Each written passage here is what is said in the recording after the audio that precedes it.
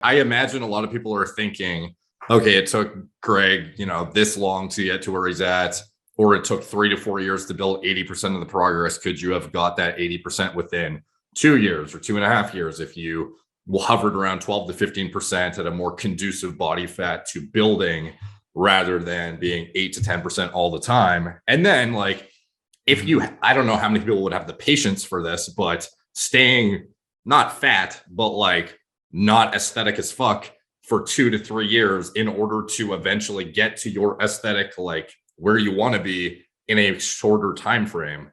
Like, would that be something that you thought would have worked? Yeah, I have a long-winded answer for this. The first thing I'll say is that, like, I have to be pretty objective. Is there a faster way to do it? Like, the reality is, and people ask me, how long does it take to build your physique? How long does it take this? You might never get there. Like, that's the reality. How many of your friends do you know that freaking go to the gym and incline press 130-pound dumbbells? The reality is, like, the idea of looking for the shorter path, it's a good thing to do, but you have to be like realistic, where some people will never hit a certain level.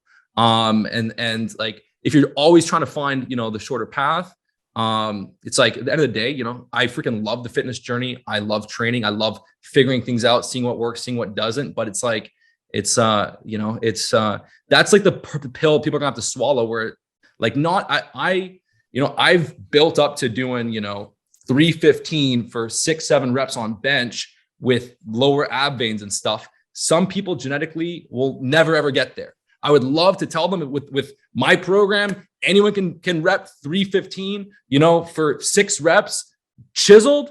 Not everyone can do that. I definitely know I have, very good genetics for that. But as far as, my belief is that if your goal is to look as good as possible at 8% body fat, there's no benefit for deviating more than 2 to 3% from that. So if you have to get to 12 to 15% body fat to gain muscle, then to cut down to 8%, you're better off just staying at 10%, 10, 11. Deviating too far from that, it can throw things off, because then you have to spend time cutting. If you hit a really solid bench press, or incline bench press, when you have an extra 8 to 10 pounds of body fat, it's a different lift when you get rid of that fat. It feels different. If you look at, Olympic level gymnasts, yes, they're doing more body weight stuff, but they develop and build their strength without having to put on fat. They build extremely high levels of strength. And resistance is resistance, whether, you're doing a lat pull down or pulling yourself up with one arm, or doing handstand push-ups or shoulder pressing 100-pound dumbbells.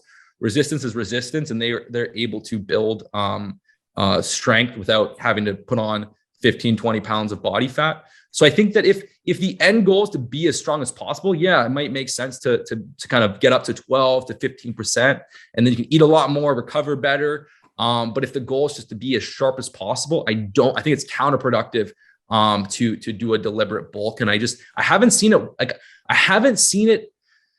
I don't know. It's hard to say. But I just haven't seen it work out that well. Like, not really with naturals.